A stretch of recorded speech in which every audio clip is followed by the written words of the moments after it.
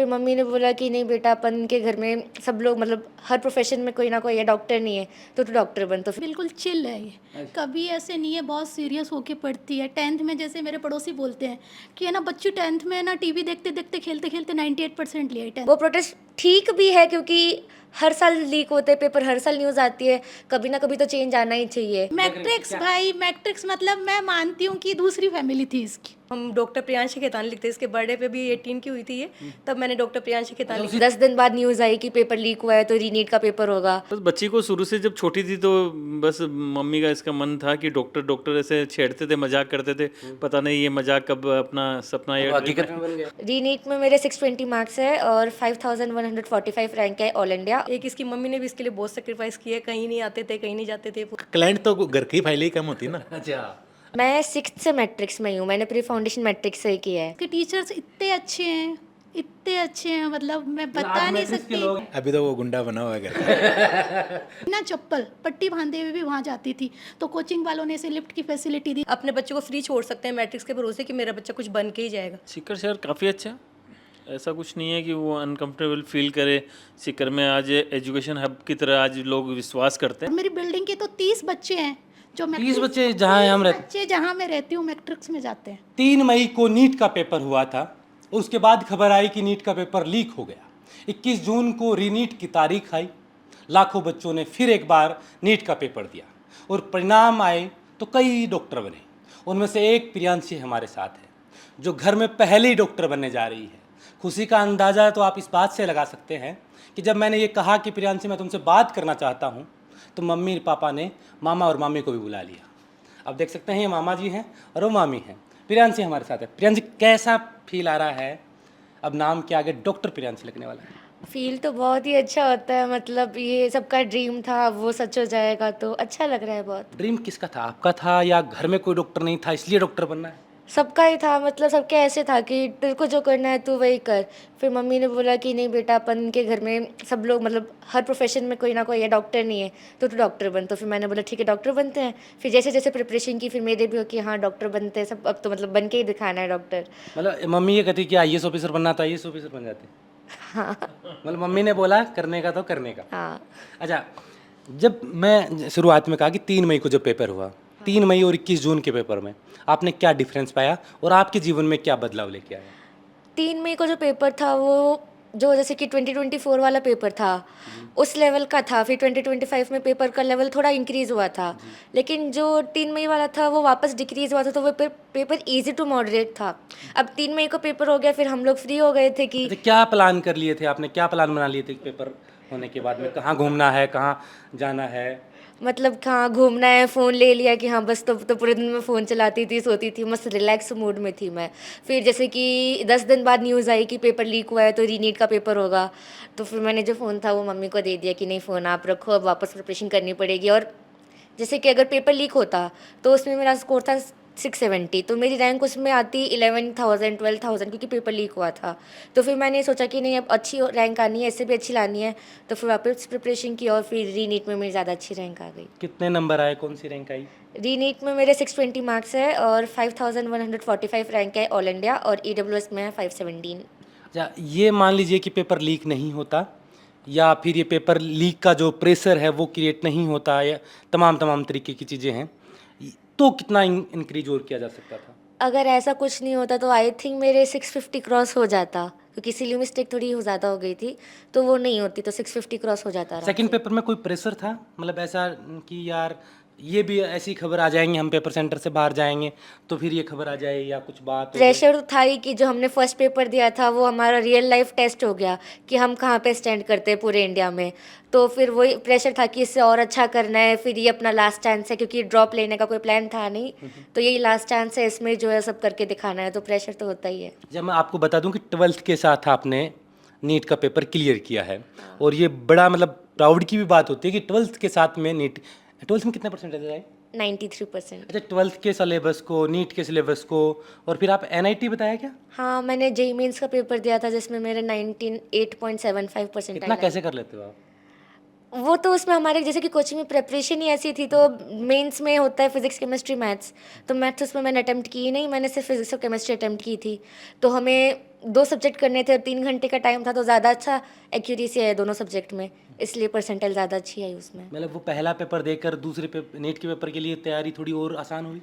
हाँ, कि थोड़ा कॉन्फिडेंस बिल्ट हो गया कि अगर अपन ऐसा कर सकते हैं तो इसमें भी अपन अच्छा कर सकते हैं। और ट्वेल्थ में 12th में तो मतलब ऐसा था कि जिस दिन बोर्ड का पेपर था उसके पिछले दिन पूरा रिवीजन करके जाना था, क्योंकि कोर्स तो 12th का पढ़ा ही था हमने कोचिंग में। थ्योरी पे थोड़ा सा हाँ, ध्यान। तो बस वो थ्योरी रिवाइज करके जानी थी कि ये लिख के आना है मेन पॉइंट्स, तो वो हो गया वैसे।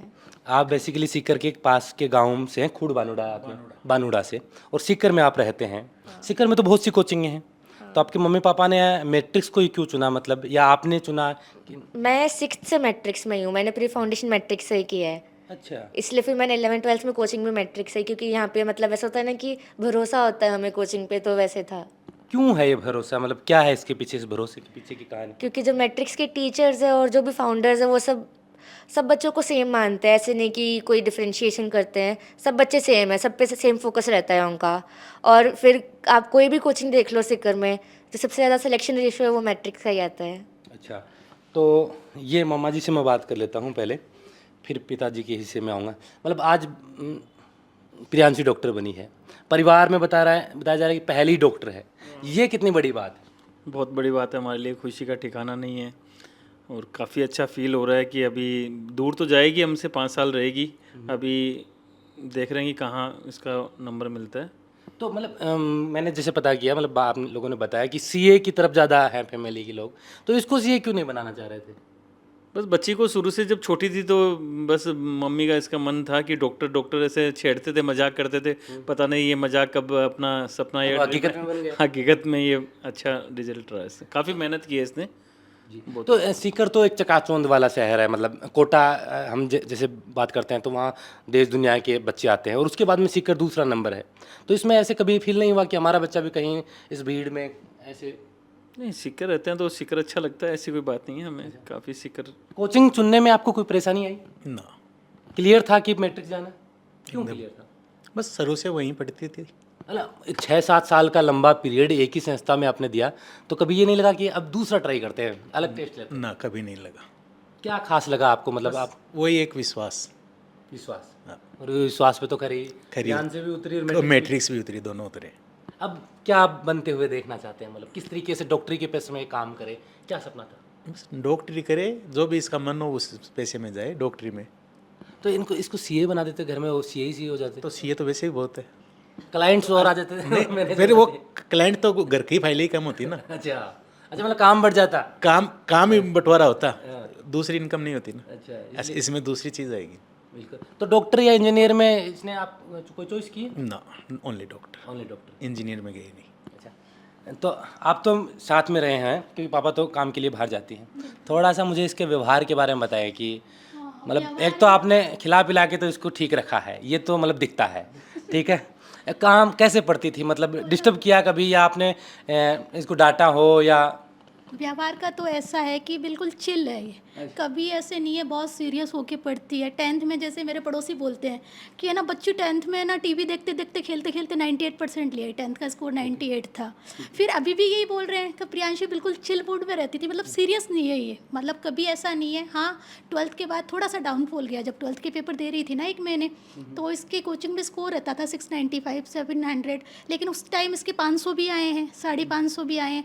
फिर इसके टीचर्स ने इसको बुलाया, इसको समझाया, बोले प्रियांशी ये डाउनफॉल आना ज़रूरी था कि तुम्हें ऐसा लगे कि तुम बहुत अच्छी बच्ची नहीं हो। बोले लाइफ में जब तक डाउनफॉल नहीं आता, जब तक बच्चा कुछ अच्छा नहीं करके जाता। और सबसे बड़ा टीचर्स, इसके टीचर्स इतने अच्छे हैं, इतने अच्छे हैं, मतलब मैं बता नहीं सकती। मैट्रिक्स भाई, मैट्रिक्स मतलब मैं मानती हूँ कि दूसरी फैमिली थी इसकी। मैट्रिक्स मतलब दूसरी माँ? दूसरी माँ क्या, पहली माँ भी बोल सकते हो। मान सर, डीजी सर और जो जूलॉजी वाले सर थे वो मतलब बिल्कुल एक इतनी सी प्रॉब्लम भी होती थी ना, मैं एक फ़ोन करती थी, सर ये मेरा कहना नहीं मान रही, दूसरे दिन तो एक इसकी क्लास लग जाती थी, क्या बात है प्रियांशी, क्या प्रॉब्लम।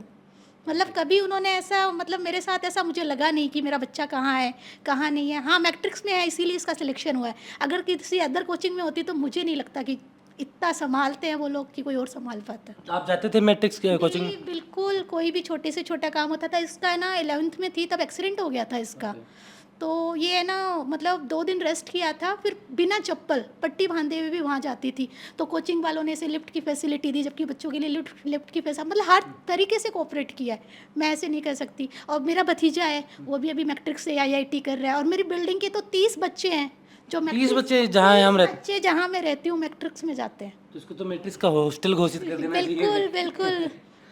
प्रियंका जी, मतलब जैसा आपकी मम्मी बता रही है कि मतलब एकदम चिल मूड, मतलब एजुकेशन में प्रेशर क्यों होना चाहिए? मतलब बहुत से बच्चे प्रेशर होते हैं, डिप्रेशन होते हैं। जैसे हमने देखा कि नीट के पेपर के बाद में बहुत से बच्चे सुसाइड भी किया। बट ये डिप्रेशन को दूर भगाने के लिए आपने क्या उपाय किए? मतलब मैंने ऐसा तो कुछ नहीं किया, क्योंकि मेरे को डिप्रेशन ऐसा था कि कभी फील ही नहीं हुआ, क्योंकि हमारे घर का माहौल ही ऐसा था। डर नहीं लगा कि यार सिलेक्शन नहीं होगा? मम्मी पापा ने पहली बार कहा कि तुम डॉक्टर बनो, मैं डॉक्टर बनने की तैयारी कर रही हूँ, नहीं हुआ तो ये क्या सोचेंगे?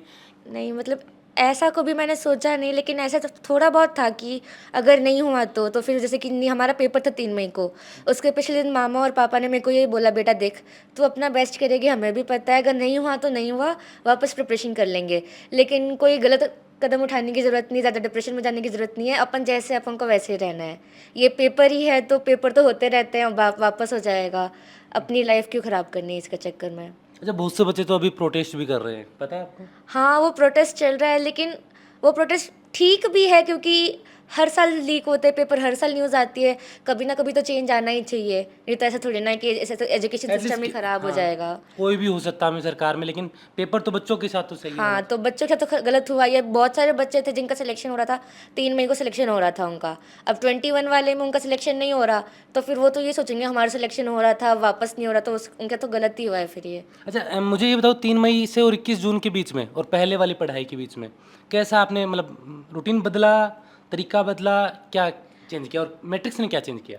पहले हमारे ऐसा था कि हमारा 12th में जो हम थे तो हमारा जो सिलेबस था वो अगस्त सितंबर में ख़त्म हो गया था। फिर मैट्रिक्स वालों ने हमारे लिए टेस्ट सीरीज चलाई थी, फिर हमें ऐसे बोला गया था कि तुम लोग कोचिंग में आके पढ़ोगे, तुम लोग सुबह 6 बजे कोचिंग आ रहे हो, फिर रात को 8 साढ़े 8 बजे कोचिंग में रहो, कि तुम हमारे सामने पढ़ोगे तो तुम्हारी प्रिपरेशन ज़्यादा अच्छी होगी। और घर पे जैसे कि घर पे तो आलस खा जाता है, कोचिंग में तुम आलस नहीं खाओगे। तो जो 3 मई वाला पेपर था उस टाइम तक तो हम लोग कोचिंग में पढ़ते थे, फिर 3 मई को पेपर हो गया, हम लोग ज़्यादा रिलैक्स मोड में आ गए, और बहुत सारे बच्चे तो सीख करके नहीं थे तो वो अपने घर चले गए। तो 3 मई के बाद जब न्यूज़ आई पेपर लीक की तो वो वापस नहीं आ पाए, तो मैट्रिक्स वालों ने उनके लिए ऑनलाइन टेस्ट सीरीज चला दी कि तुम लोग घर पे बैठ के भी दे सकते पेपर। फिर उसके बाद ऐसा था कि मैं वापस कोचिंग जाके तो नहीं पढ़ पाई, क्योंकि मेरा जो रूटीन था वो पूरा चेंज हो गया था, तो फिर मैं घर पर बैठ के पढ़ती थी। अच्छा, मतलब ज़्यादा पढ़ते थे? कितने घंटे पढ़ते थे? मतलब आपके क्या शेड्यूल, मतलब एक दिन का शेड्यूल में जानना चाहूँ, मतलब एक जो किया आपने एक दिन में, मतलब ऐसे था कि मतलब फिक्स नहीं था कि मैं कितना पढ़ती हूँ, मैंने ऐसे देखा था कि ये टॉपिक है, जैसे कि ये चैप्टर है तो इसका ये नाम बता टॉपिक सकते है। हो आप मेरे को? नाम बता जैसे बायो में है तो बायो में हम लोग बोलते हैं 12th में सबसे बड़ा चैप्टर होता है जेनेटिक्स, तो उसमें ऐसे था कि मैंने टॉपिक डिसाइड कर लिया कि ये टॉपिक मेरे को आज करने ही करने हैं। अब वो टॉपिक अगर मैंने कम टाइम में कर लिया तो मेरे पास टाइम बचा है तो मैं आगे पढ़ सकती हूँ, लेकिन अगर वो फिक्स टाइम में कंप्लीट हो रहा तो वो तो ऐसे डेली गोल वाइज पढ़ाई की थी, तो इससे ज़्यादा एफिशिएंसी आई। अच्छा, यानी कि जो टॉपिक आपने उठाया उसको कंप्लीट किया हाँ। और उसके बाद में छोड़ दिया, चाहे उसमें टाइम 1 घंटा लगे, 2 घंटा लगे, 3 घंटा। और अगर आगे पढ़ना था तो आगे पढ़ लिया, अगर मेरा मन था कि आगे टाइम है तो, और साथ में क्वेश्चन प्रैक्टिस की, क्योंकि क्वेश्चन प्रैक्टिस सबसे इंपॉर्टेंट होती है। अच्छा, आज बहुत से बच्चे आपको देख रहे होंगे और इसलिए भी देख रहे होंगे कि आपने 12th के साथ नीट क्रैक किया है, और इसलिए भी देख रहे होंगे कि आपने 12th में भी बेहतरीन नंबर बनाए हैं और NIT का भी आपने प्रयास किया। उन बच्चों के लिए क्या आप मैसेज देना चाहेंगे जो अभी या तो रीनीट की प्रयास करेंगे कि दोबारा नीट दें, या जो नीट का पेपर पहली बार दे रहे हैं? मतलब ऐसे ही है कि बस लगे रहो और जो तुम्हारे वीक पॉइंट्स है पहले उन पे फोकस करो, और मतलब कि तुम्हारा सिलेबस रहना चाहिए पॉइंट टू पॉइंट कंप्लीट, और क्वेश्चन प्रैक्टिस सबसे इम्पॉर्टेंट है तो वो पूरी होनी चाहिए कि अब जैसे कि जब रीनीट के पेपर थे तो उसमें हम लोगों का पढ़ावा तो पहले सब कुछ था, तो हमारा मन ऐसा कर रहा था कि नहीं अब क्या ही तो पढ़ेंगे, बार बार बोर हो जाते हैं एक ही चीज़ पढ़ पढ़ के। तो अगर तुम लोग थ्योरी भी कम पढ़ रहे हो तो लेकिन क्वेश्चन अगर एक ही चीज़ के तुम बहुत सारे क्वेश्चन निकालोगे तो वो पूरी क्लियर हो जाएगी तुम्हारी कि हाँ ये कॉन्सेप्ट ऐसे है, इससे ऐसे ऐसे क्वेश्चन बन सकते हैं, तो वो तुम्हें कॉन्फिडेंस आएगा कि हाँ हम कर सकते हैं। आप कितने भाई बहन हो? मैं और एक मेरा छोटा भाई, वो क्या करता है? वो 5th क्लास में है अभी। उसको क्या बनते हुए देखना है? उसका जो मन होगा वो बनेगा। मतलब अब तो घर वालों की कोई डिमांड है कि भाई उसको इंजीनियर बना देते हैं? ऐसे कुछ ही नहीं। अभी तो वो गुंडा बना हुआ है घर का। सबसे छोटा है ना? सबसे छोटा बदमाश है तो वो कहाँ पढ़ता है? वो, इसमें वर्धमान जैन स्कूल में। ओके, वर्धमान में। मतलब उसकी भी कोई एम है, मतलब डॉक्टर देख कर? ना अभी 6 से अभी तो कुछ नहीं है, अच्छा अभी तो मज़े हैं जिंदगी। ठीक है, थोड़ा सा उसको करने दीजिए। देखो मामा में 2 माँ होती हैं, मतलब ये मैं जानना चाह रहा हूँ कि मतलब आप फैमिली के लोग जिस तरीके से बच्चों को कर रहे हैं और सीकर जो एक वातावरण बना हुआ है, बाहर के लोग ऐसे सोचते हैं कि सीकर में क्या पता कैसे पढ़ाई होती होगी, क्या सिक्योरिटी होती होगी, उन लोगों के लिए मतलब सीकर कैसा शहर है? सीकर शहर काफ़ी अच्छा है, ऐसा कुछ नहीं है कि वो अनकंफर्टेबल फील करे। सीकर में आज एजुकेशन हब की तरह आज लोग विश्वास करते हैं। सीकर में काफ़ी अपने पॉपुलेशन है और काफ़ी कोचिंग आ गई।